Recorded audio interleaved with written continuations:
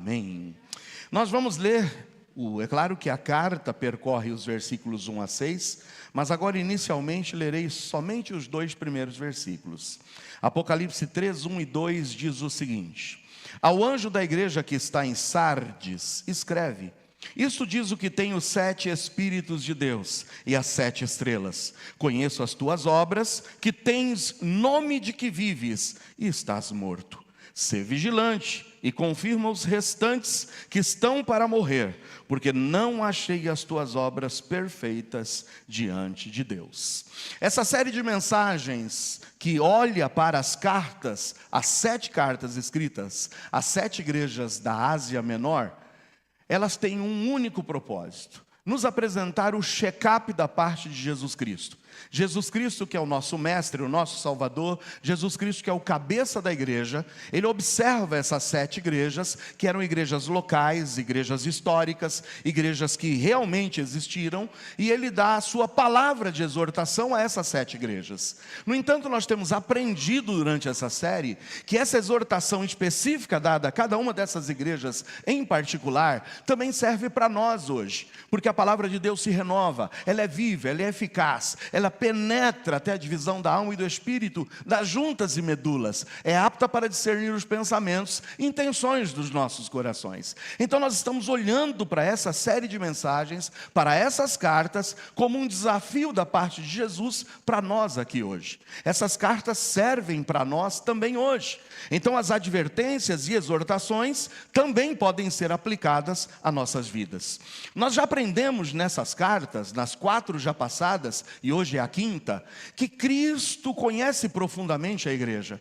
Tanto que ele se revela em cada uma das cartas com uma maneira distinta e diferente de se apresentar. Mas ele é aquele que percorre, que anda no meio dos 7 castiçais de ouro que já aprendemos, que simbolizam as 7 igrejas. Quando se trata de castiçais, candelabros de ouro, se refere às igrejas. Quando ele fala que ele tem em suas mãos as 7 estrelas, já vimos que as estrelas nas mãos do Senhor são referências aos líderes dessas igrejas, que receberam as cartas em suas próprias mãos. Nós aprendemos que Cristo, portanto, conhece profundamente a sua igreja. Como também as 7 igrejas refletem as igrejas de todos os tempos, os problemas e as dificuldades enfrentadas pela igreja do Senhor Jesus em todos os tempos e em todas as épocas. Portanto, essas cartas se constituem em um chamado urgente ao arrependimento e ao despertamento. Então, em cada carta nós já vimos, Jesus se introduz, ele mesmo diz quem é que está falando, ele mesmo se apresenta como aquele que está se comunicando com a igreja. E como é que Jesus se revela a essa carta escrita para a igreja de Sardes? A sua revelação e a sua manifestação, a sua descrição pessoal está no versículo 1. Veja mais uma vez: ao anjo da igreja que está em Sardes, escreve: Isto diz o que tem os 7 Espíritos de Deus e as 7 estrelas. Ele se revela como aquele que tem os 7 Espíritos de Deus. Aí talvez você fique confuso, mas pastor, não existe único e tão somente um Espírito? Porque está aqui dizendo que ele é aquele que tem 7 espíritos. Entenda nessa expressão 7 espíritos como uma expressão que vai indicar virtudes, capacidades que o Espírito Santo de Deus possui. Isso aqui na realidade é uma manifestação profética. Se você for comigo lá para o livro de Isaías, no Antigo Testamento, em Isaías 11, 1 e 2...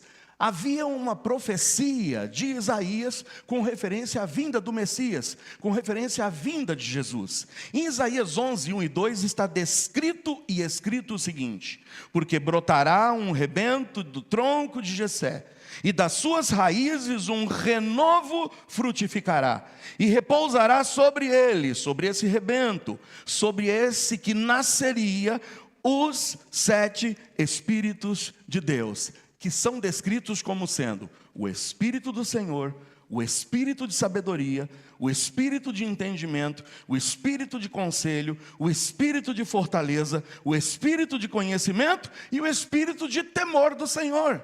7 facetas, 7 virtudes, 7 descrições do Espírito Santo de Deus que repousaria sobre o Messias, sobre Jesus. Então Jesus agora, quando se revela à igreja de Sardes, está se revelando como esse de quem o profeta Isaías se referia. Então, quando a gente olha para essa expressão, os 7 Espíritos, imagina essas 7 virtudes, qualidades, conhecimento, sabedoria, entendimento, conselho, fortaleza, conhecimento, temor do Senhor. Então Jesus está aqui dizendo, eu sou esse a quem o profeta se referia. Eu sou esse revelado na profecia e que estou aqui para estar com vocês, trazendo uma exortação. Irmãos, eu quando estava estudando essa carta, eu fui procurar e buscar aquela palavra que poderia resumir essa manifestação de Jesus. A gente tem encontrado uma palavra que começa com a letra P. Por quê, pastor? Casualidade. Não tem nada de místico nisso. Mas de forma pedagógica eu tenho procurado transmitir para vocês como a gente resume a manifestação de Jesus em cada uma das 7 cartas. E você vai se lembrar que quando estudamos a carta escrita à igreja de Éfeso, Jesus se revela como aquele presente. E aí nós destacamos essa palavra, a presença de Jesus está lá na igreja de Éfeso. Na segunda carta nós destacamos o poder, porque para Esmirna ele diz, eu sou o Todo-Poderoso. Então ele se manifesta a Esmirna como poder. Na terceira carta que foi escrita a Pérgamo, ele se destaca como aquele que tem na sua boca a espada afiada de 2 gumes. E aí eu disse que ele se manifesta, portanto, a Pérgamo como sendo a palavra.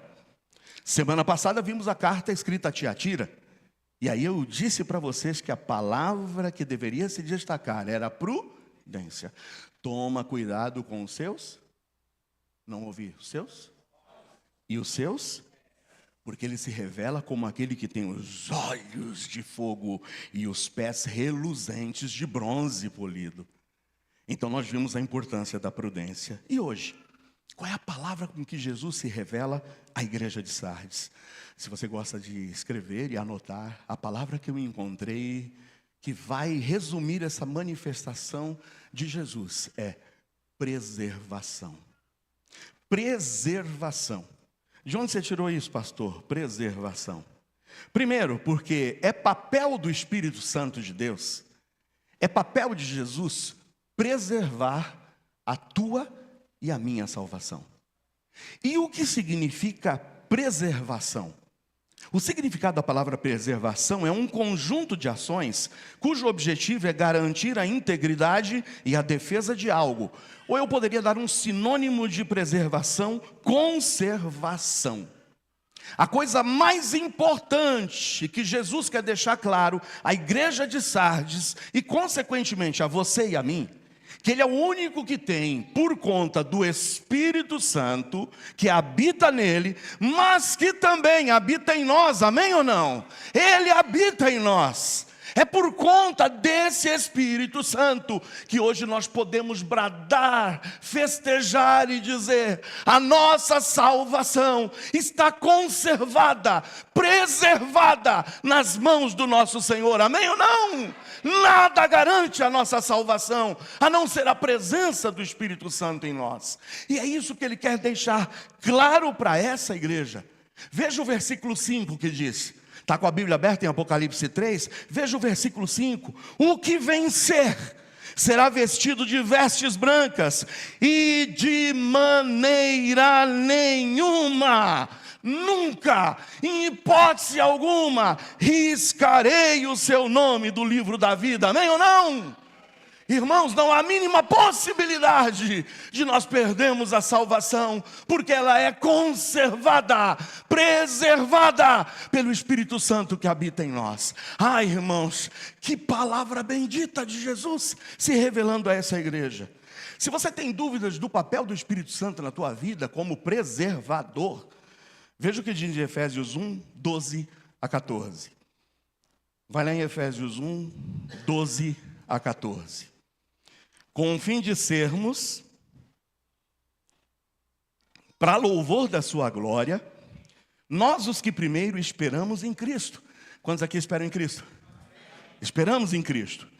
Em quem também vós estáis, Depois que ouvistes a palavra da verdade. Quantos ouviram aqui a palavra da verdade?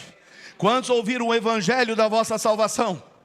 E tendo nele também crido. Quantos creram em Jesus como Salvador? Diga amém. Se você creu em Cristo como Salvador, fostes selados com o Espírito Santo da promessa, amém ou não?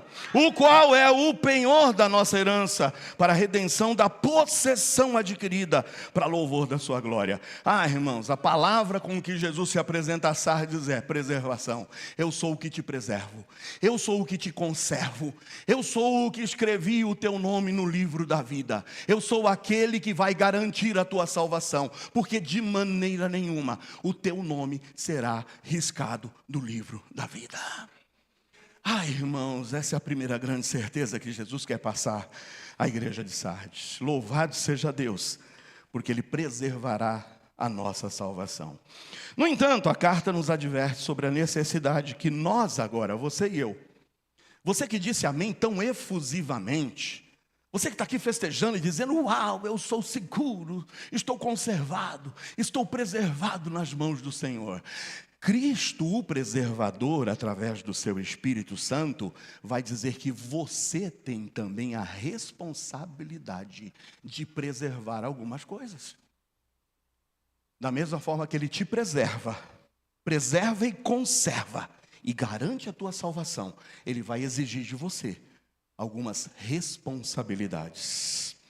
Para a gente entender, é importante sabermos um pouquinho do contexto da igreja de Sardes. A cidade de Sardes estava localizada aos pés de um monte. Ela foi erguida em uma colina que era bem íngreme e que a tornava aparentemente invencível, intransponível. Isso dava uma certa segurança aos moradores da cidade. Vejam, nós estamos aqui preservados, garantidos, conservados, seguros. Ninguém nunca nos atacará. Daqui a gente tem uma visão periférica de todos os perigos. Isso foi trazendo para eles comodidade.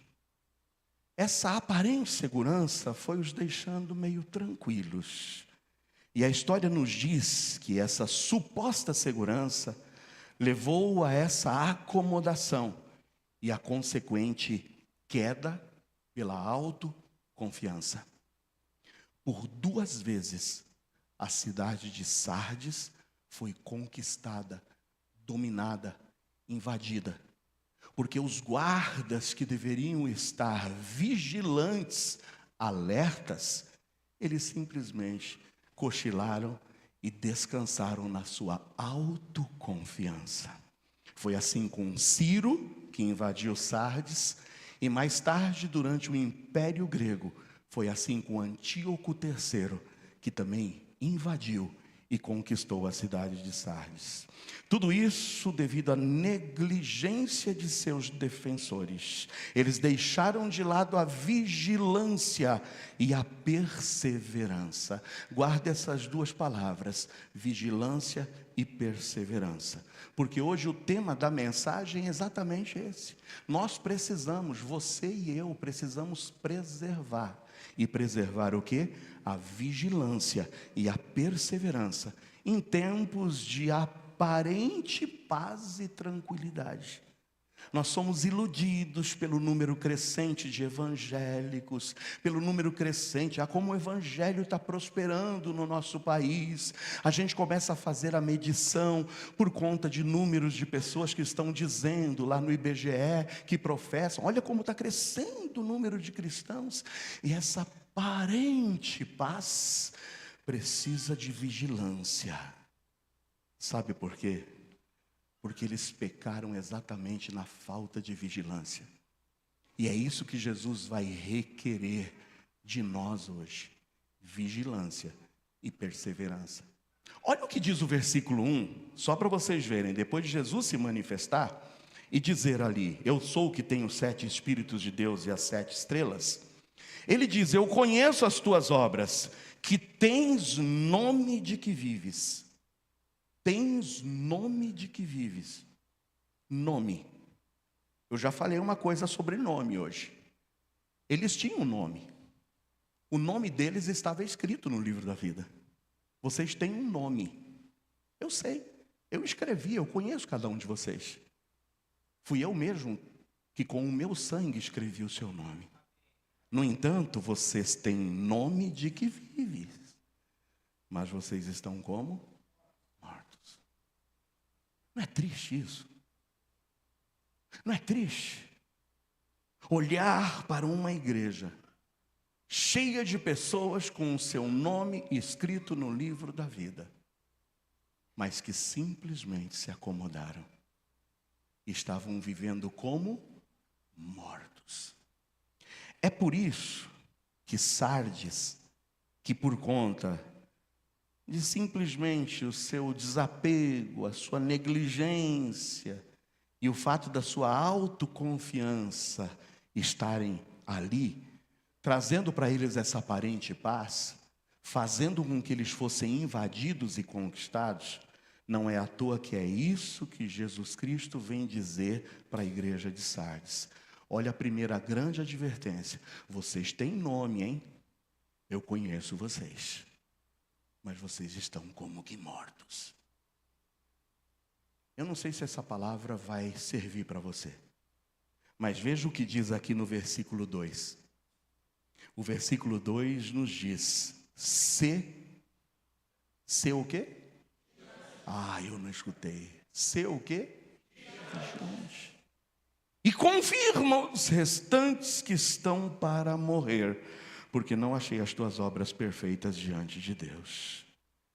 O primeiro ponto dessa mensagem, a primeira advertência que eu quero passar para você hoje, é que a preservação exige vigilância constante. Se tem algo que o Senhor quer que você preserve hoje, é a tua vigilância. Nós estávamos aqui estudando esse final de semana, um tempo de comunhão e também de aprendizado com os professores da escola bíblica e com os voluntários que servem no Vagalumes. E ontem à tarde, mais especificamente aos professores de escola bíblica dominical, nós fizemos um exercício prático de como a gente faz uma interpretação de um texto. E eu passei para eles o texto de 1 de Paulo aos Coríntios 16, 13. Vocês se lembram? Lá está escrito o quê?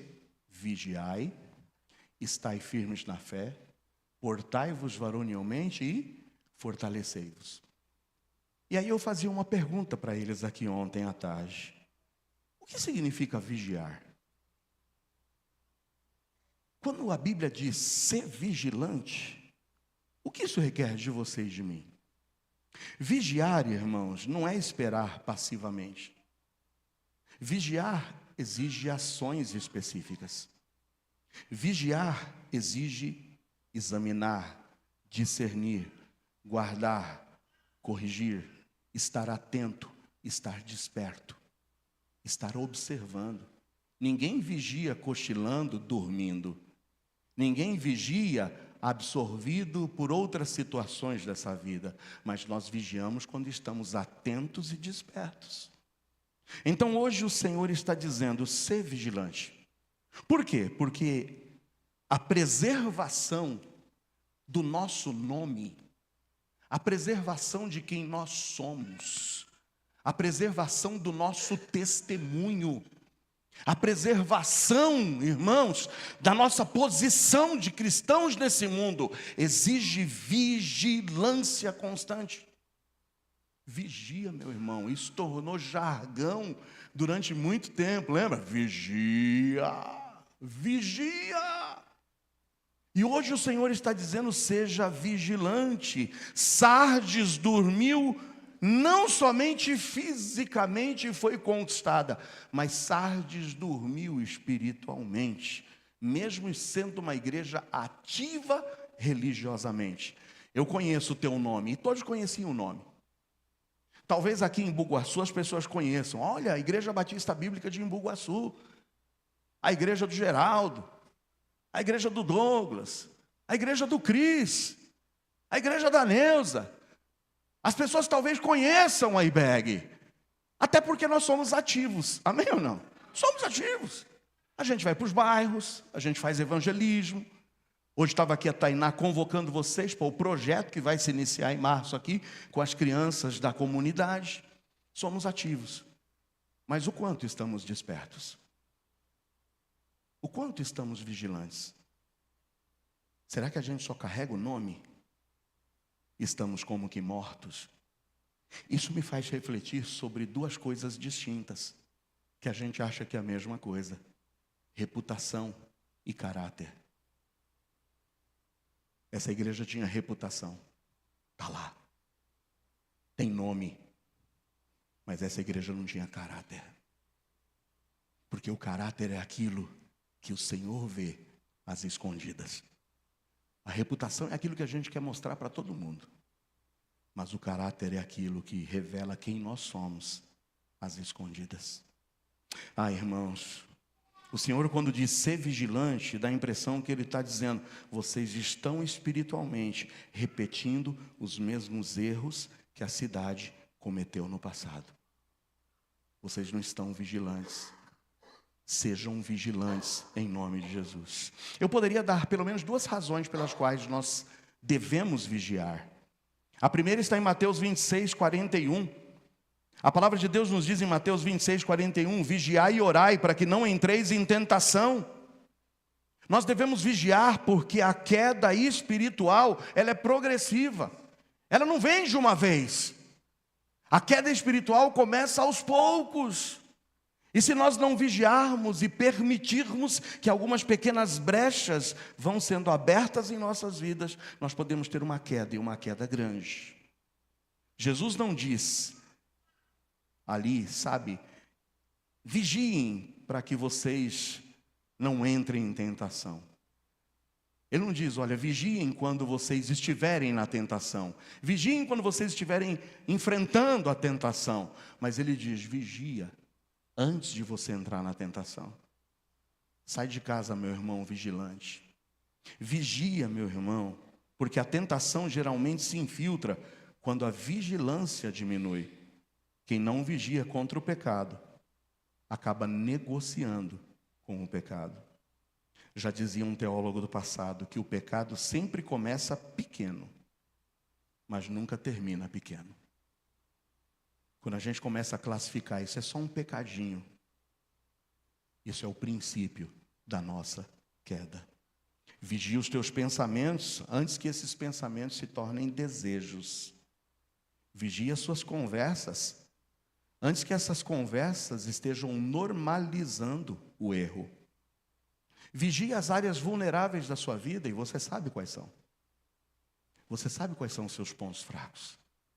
Vigie essas áreas vulneráveis da tua alma. Talvez a tua vulnerabilidade esteja no teu orgulho, na tua soberba, na sua autoconfiança, no teu ressentimento, no teu ódio, na tua mágoa, na tua amargura. Qual é a tua área vulnerável? Vigia em nome de Jesus. Porque a segunda razão pela qual nós devemos vigiar é porque tem alguém que conhece também essas nossas áreas vulneráveis. E Pedro, quando escreve a sua carta, a primeira epístola, no capítulo 5, 8, diz: sede sóbrios, vigiai, porque o diabo, vosso adversário, anda em derredor como leão que ruge, procurando a quem devorar. Ele sabe qual é o teu ponto fraco, o meu ponto fraco. E o diabo vai justamente nos tentar nessa nossa fraqueza. Lembre-se que Pedro escreve a crentes maduros. Essa carta é escrita a crentes maduros. E a vigilância, portanto, não é algo opcional na tua vida cristã, mas ela é algo que deve ser levado a sério. Ignorar o inimigo não vai tornar o inimigo inofensivo. Se orgulhar e com soberba dizer, maior é o que está em mim do que o que está no mundo, e essa é uma verdade bíblica, mas dizê-lo com soberba e autoconfiança, não vai transformar o inimigo menor do que ele é. Porque o próprio apóstolo Paulo diz, nós não podemos ignorar os seus ardis, quão ardiloso ele é. Por isso, a maior astúcia de Satanás, já dizia C.S. Lewis, a maior astúcia de Satanás é convencer as pessoas de que ele não existe. É você menosprezá-lo. é você desprezá-lo. E é aí que vem a grande vitória do inimigo. Onde a vigilância termina, a vulnerabilidade começa. Por isso vigia, meu irmão. Vigia esse teu orgulho espiritual. Vigia essa tua soberba, que insiste em dizer que você é, que você tem, que você pode. Vigia esse teu isolamento. Porque a gente às vezes quer se isolar. Quer tocar a nossa vida espiritual e cristã à nossa maneira. Vigia o teu isolamento. Porque o inimigo costuma atacar o crente que quer viver solitário. Hoje nós vimos a importância da vigilância.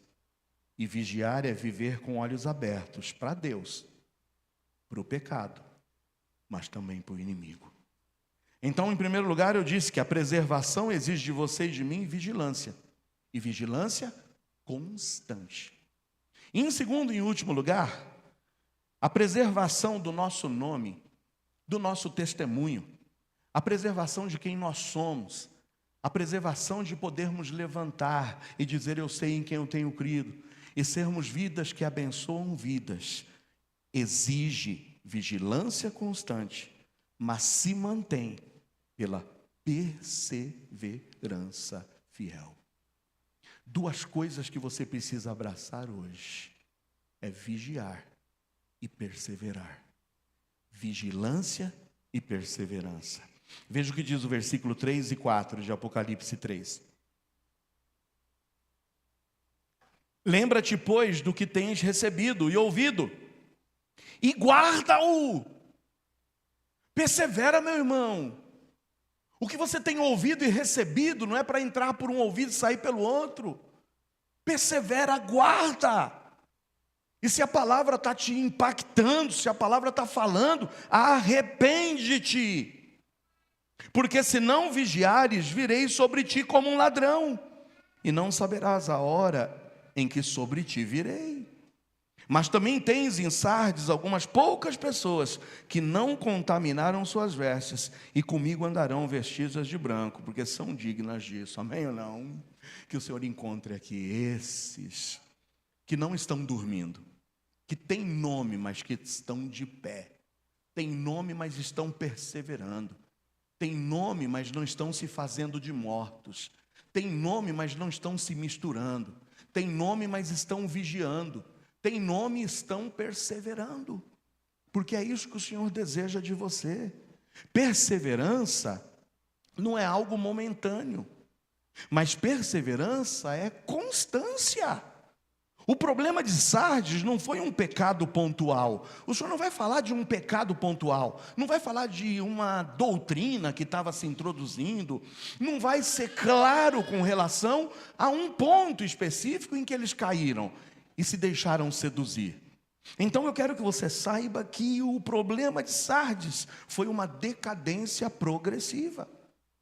Permanecer fiel é algo que o Senhor requer de você, mesmo quando não vêm os aplausos, mesmo quando não vêm as palavras. Muito obrigado, hein, o que você fez, que lindo, que bonito, oh, muito obrigado. Pode não vir gratidão, pode vir ingratidão, pode não vir aplausos, pode vir até vaias, mas se você está fazendo o que Deus pediu para você fazer, persevere. Persevere mesmo quando os aplausos não vierem.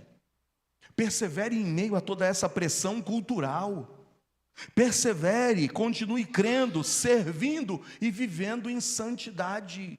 O Senhor exige que nós vivamos em santidade. Mas sabe, saiba que perseverar muitas vezes não é estar com a multidão. A gente às vezes quer seguir a manada. Para onde que o povo está indo, é para lá que eu vou. Perseverar nem sempre é estar com a multidão. Veja o que diz o versículo 4. Mas também tem em Sardes algumas o quê? Espera aí, quantas pessoas eram? Poucas pessoas. Poucas pessoas que não contaminaram suas vestes. Não se iluda, nem sempre a verdade estará com a maioria. E a gente muitas vezes quer seguir a manada, quer seguir a maioria. O que todo mundo está fazendo? O que é o movimento da hora? Qual é a doutrina que está bombando? Qual é a igreja que está pipocando? Eu acho que a gente tem que fazer igual. Toma cuidado, porque nem sempre a verdade estará com a maioria. E que Deus nos ajude, não a estarmos com a maioria. Não nos vangloriarmos por sermos minoria, mas que nós nos vangloriemos de continuarmos fiéis em meio a todo o desvio dos nossos dias. Amém ou não? Que permaneçamos fiéis. Que não sejamos medidos por números, mas sejamos medidos pela nossa fidelidade a essa palavra. Que Deus nos preserve da tentação de ceder em pontos de convicção, em pontos de ética, em pontos de testemunho, em troca de relevância. Que o Senhor nos ajude. E se for para receber uma palavra de louvor do Senhor, que seja essa: vocês são poucos, mas são fiéis. Que sejamos fiéis para a honra e glória do Senhor Jesus. A perseverança é a evidência inevitável da salvação que é mantida pelo poder de Deus. Nós não perseveraremos para que possamos ser salvos, mas porque nós somos salvos e fiéis a essa palavra, e porque estamos dispostos a sermos vigilantes e perseverantes. É por isso que nós perseveraremos e chegaremos até o fim, amém? Porque a nossa salvação está preservada, conservada, garantida pelo Rei dos Reis. Aprendemos hoje com Sardes que é possível viver de reputação. É possível carregar um nome, mas nem só de reputação nós vivemos. O Senhor espera de nós caráter. E o caráter se revela numa igreja vigilante e numa igreja perseverante. Aprendemos com Sardes que é possível ter nome, mas perder a sua essência. Aprendemos com Sardes que é possível começar bem, mas terminar mal. E aprendemos com Sardes que nós precisamos lembrar, guardar e se arrepender. Se hoje a palavra te toca, eu quero te fazer algumas perguntas para a sua reflexão final. Você está preservando o essencial? O que você está deixando morrer na tua vida por negligência? O que a tua negligência está roubando de você? Tua reputação reflete a tua realidade espiritual? A tua reputação espelha de fato o teu caráter? Não basta começar na fé, mas é preciso permanecer na fé. Que o Espírito Santo nos desperte antes que reste apenas o nosso nome e não tenha mais vida. Que o Espírito Santo de Deus nos desperte antes que não reste nada mais do que o nome. Quem tem ouvidos, ouça o que o Espírito diz às igrejas. Fecha seus olhos.